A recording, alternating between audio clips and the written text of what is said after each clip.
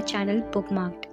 क्या आप जानते हैं कि ओबेसिटी या मोटापा दुनिया की सबसे बड़ी एपिडेमिक या महामारी बन चुका है?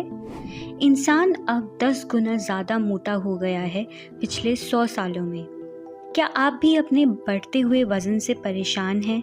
तो सुनते हैं इस बारे में renowned nutrition expert doctor Michael Greger अपनी book how not to diet में क्या कहते हैं, और समझते हैं कि ये मोटापा क्यों होता है और कैसे इससे बचा जा सकता है।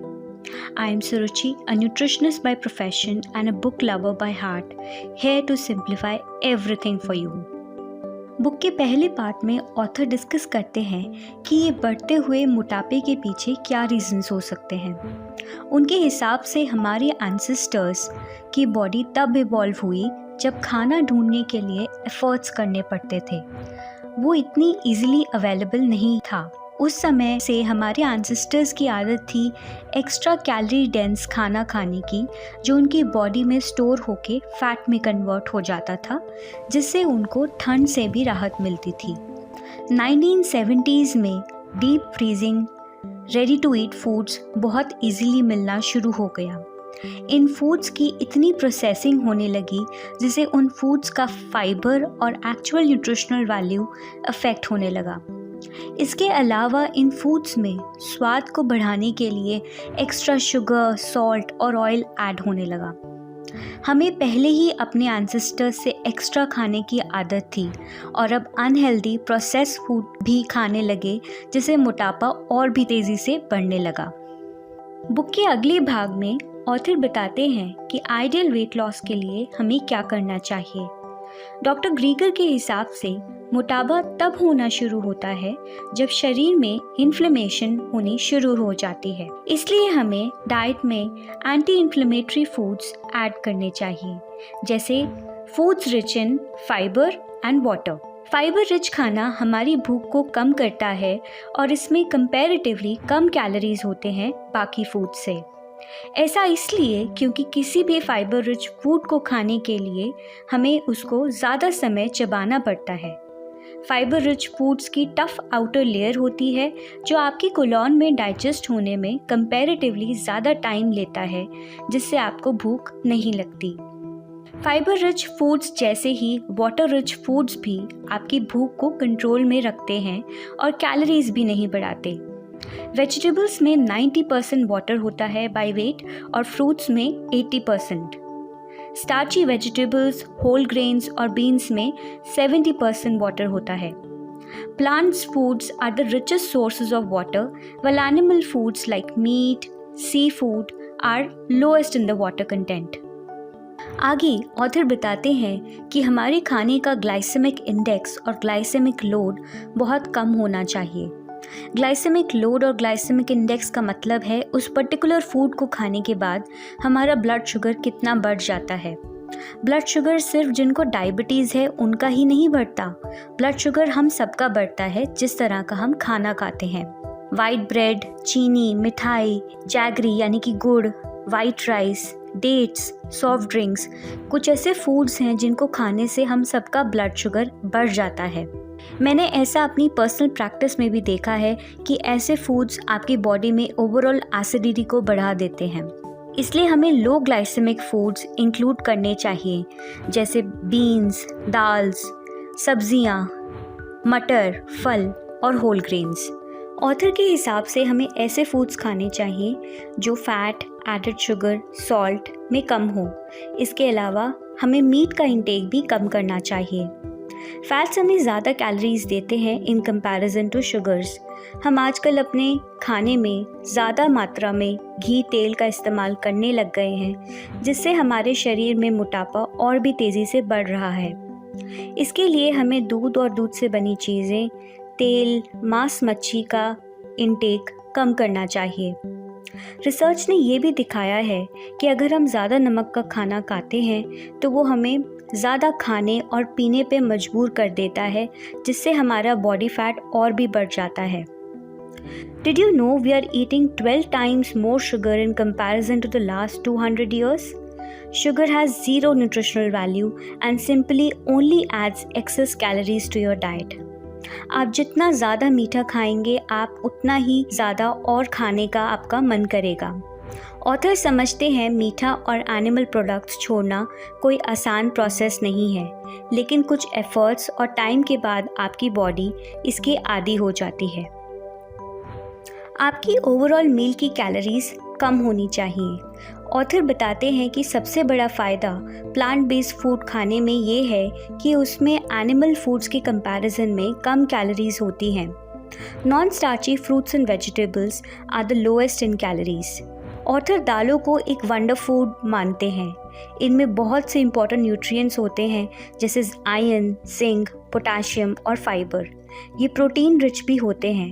इनमें काफ़ी मात्रा में फाइबर होता है जो वेट लॉस में मदद करता है। बुक के अगले भाग में ऑथर कुछ ऐसे टिप्स एंड ट्रिक्स की बात करते हैं जिनको डाइट के साथ साथ फॉलो करने पे आपको और भी जल्दी वज़न कम करने में रिजल्ट्स मिल सकते हैं। सबसे पहले बात करते हैं अकाउंटेबिलिटी की, यानी कि आपका एक सपोर्ट सिस्टम होना चाहिए जो हमेशा आपकी प्रोग्रेस पे चेक रख सके। अपना वज़न रोज़ चेक करना, इसके अलावा किसी फ्रेंड, फैमिली या कोच का सपोर्ट होना आपकी वेट लॉस की प्रोग्रेस पे चेक रखता है। नेक्स्ट बात करते हैं आपके हाइड्रेशन लेवल्स की। There appears to be a direct relationship between hydration and weight loss. अगर आप सही हिसाब से पानी पीते हैं तो आपके शरीर से फैट लॉस होना अपने आप शुरू हो जाता है। हमारी बॉडी में एक एंजाइम होता है जिसको एंजियोटेंसिन बोलते हैं, जो हमारी बॉडी में फैट अक्यूमुलेशन का रोल करता है। अगर हम पानी अच्छे से पीते हैं तो ये एंजियोटेंसिन एंजाइम हमारे शरीर में कम मात्रा में बनता है, जिससे फैट अक्यूमुलेशन कम मात्रा में होता है। इसके बाद बात करते हैं नेगेटिव कैलोरी प्री लोडिंग के कॉन्सेप्ट की। अकॉर्डिंग टू दिस कॉन्सेप्ट, खाना खाने से पहले हमें लो कैलोरी फूड्स जैसे सैलड्स या फ्रूट्स का इंटेक करना चाहिए। क्योंकि ये फाइबर और वाटर रिच फूड्स होते हैं, तो ऐसे फूड्स का इंटेक करने के बाद आपकी भूख और भी कम हो जाती है और आप उतनी क्वांटिटी में मेन मील का इंटेक नहीं करते। क्या आपको पता है sleep deprivation can make you over eat by about 180 to 560 calories a day. ऐसा देखा गया है कि जब हम ज़्यादा थके हुए होते हैं तो हम कंपैरेटिवली ज़्यादा अमाउंट में खाना खाते हैं। इसलिए रिसर्च ने दिखाया है कि रोज़ाना नींद पूरी होना डायरेक्टली रिलेटेड है हमारे वेट लॉस से। ऑथर बताते हैं कि डेली 7 से 8 घंटे की नींद हमारे वेट लॉस के लिए बहुत इम्पॉर्टेंट है। ऑथर नेक्स्ट बात करते हैं स्ट्रेस के बारे में। स्ट्रेस में न केवल हम ज़्यादा खाना खा जाते हैं, लेकिन हम अपनी बॉडी में फ़ैट भी ज़्यादा मात्रा में जमा कर देते हैं। ऐसा हमारे स्ट्रेस हार्मोन कॉर्टिसोल की वजह से होता है। इसके लिए ऑथर ने daily exercise, yoga, laughing sessions, listening to music और मेडिटेशन पे जोर डाला है। बुक के लास्ट में ऑथर आपको ऐसे 21 इंटरेस्टिंग ट्वीक्स या ट्रिक्स प्रोवाइड करते हैं जिनको रेगुलर फॉलो करने के बाद वेट लॉस करना और भी इजी हो जाएगा। Number 1, pre load with water. खाना शुरू करने से पहले आप 2 कप पानी पी लें। Number 2, preload with negative calorie foods. Meal को शुरू करने से पहले एक फ्रूट, लाइट सूप्स या सैलड को ज़रूर लें। Number 3, enjoy undistracted meals. खाना खाते समय टीवी या फ़ोन का इस्तेमाल ना करें। Number 4, follow 20 minute rule. मतलब आपका टोटल खाना खाने का समय 20 मिनट से कम नहीं होना चाहिए। खाने को अच्छे से धीरे धीरे चबा के खाएं। Number 5, incorporate vinegar. अपनी सैलड्स या मील्स में 2 टीस्पून विनेगर ऐड करें, which further helps in weight loss. Number 6, add cumin या जीरा। अपने लंच और डिनर में ½ टीस्पून जीरा ऐड करें, जो वेट लॉस में हेल्प करता है। नंबर 7, ब्लैक क्यूमिन या कलौंजी। 1/4 टीस्पून कलौंजी का पाउडर रोज़ाना वेट लॉस में हेल्प करता है। Number 8, garlic powder. 1/4 टीस्पून लहसुन का पाउडर रोज़ाना वेट लॉस में हेल्प करता है। Number 9, ground ginger and cayenne red pepper powder. Research ने दिखाया है कि 1/4 टीस्पून जिंजर का पाउडर और 1.5 टीस्पून लाल मिर्च पाउडर रोज़ाना साथ लेने से वज़न कम होता है। Number 11, green tea. दिन भर में मील्स के बीच में हमें 3 कप ग्रीन टी लेनी चाहिए जो वेट लॉस में हेल्प करेगी। Number 12, stay hydrated. दिन भर में हमें 12 से 13 ग्लास पानी पीना चाहिए जिससे वेट लॉस और भी अच्छे से होता है। Number 13, deflour your diet. आप इंटैक्ट होल ग्रेन्स खाएं in comparison to their powdered form. Number 14, front load your calories. मतलब आपकी मैक्सिमम कैलोरीज ब्रेकफास्ट और लंच से आनी चाहिए for the entire day in comparison to dinner. Number 15, time restrict your eating. अपने आप को 12 घंटे का ईटिंग विंडो देना चाहिए, उसके बाद आपको कुछ नहीं खाना चाहिए। Number 16, optimise exercise timing. हमें daily 90 minutes of moderate intensity exercise करनी चाहिए। Number 17, complete your implementation intentions. इसका मतलब है वेग सेल्फ प्रोमिसेस की जगह स्पेसिफिक प्लान्स और प्रोटोकॉल्स बनाने चाहिए।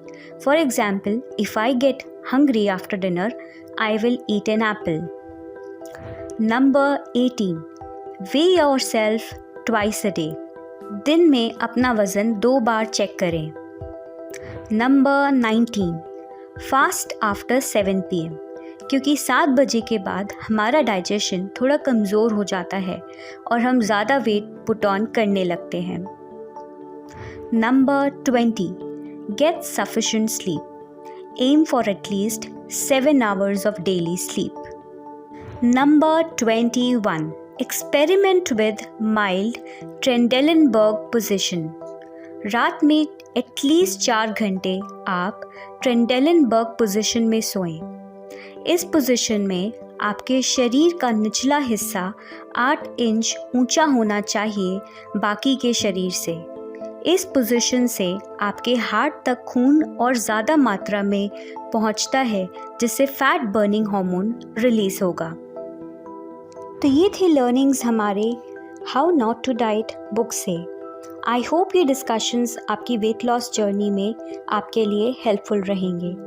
अगर आपको ये वीडियो पसंद आया तो वीडियो को लाइक और शेयर करना ना भूलें और चैनल को ज़रूर सब्सक्राइब करें।